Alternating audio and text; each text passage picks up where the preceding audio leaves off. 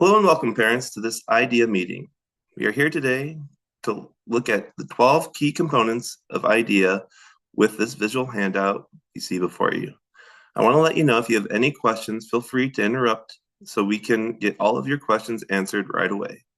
One of the most important components to IDEA is parent and student involvement in the IEP process.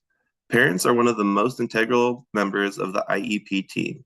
Your participation in decision-making about your students' goals, services, and educational placement is essential in the IEP process.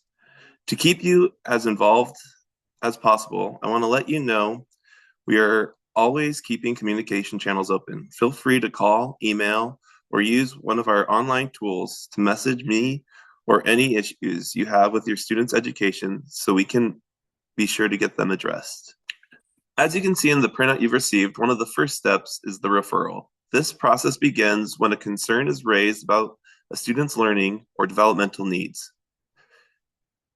Parents, teachers, or other professionals can start the referral for evaluation for special education. Parents, in this case, the referral was started by you because of your student being diagnosed with ADHD. As you know, your student has already taken the next step, the evaluation process. Your student has undergone a comprehensive, multidisciplinary evaluation to determine whether your student's disability can affect their educational needs. In this case, the IEP team will then determine if your student qualifies for special education services. At this point, we have not done this for your student, but it'll be the next point in the process to decide if special education will help in their IEP. Now I would like to discuss the components of what makes an IEP. The first step will be making measurable annual goals. For your student, we will be making clearly defined, measurable goals that address their needs. Description of progress monitoring. We will outline your student's progress towards their IEP and how they will be measured, and then communicating this progress with you. Your students will also participate in general education. To what degree will depend on the IEP, but the goal is the least restrictive environment available.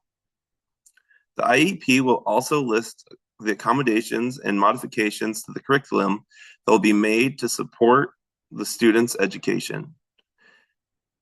There are more components to the IEPs. Please review the following list, and if you would like to bring any of them up, please ask me about them at any time. Next, I would like to bring up expectations for ongoing communication between the teacher, school, and parent-guardian to support the development and achievement of the student. Like I discussed before, we will have open communications through phone, email, and online services. For meetings, we'll be sending out pre-meeting information that shows what we plan on discussing for the meeting. If you can give us anything you would like to discuss for the meeting, please let us know as soon as you can so we can add it to the pre-meeting to make sure all questions are answered with the proper amount of time to address them. Finally, I want to comfort you by letting you know the ethical responsibilities teacher has in upholding professional integrity in this process. We will always respect your student and your family's rights.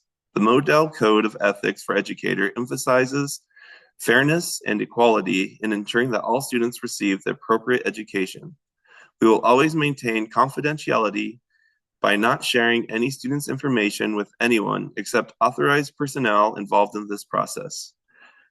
We are also advocates for your student needs. We will actively participate in IEP meetings and provide your students strengths, challenges, and required accommodations. Do you have any questions at this time? If not, we really appreciate you coming in today. And like we said before, please contact us if any questions do come up. Thank you.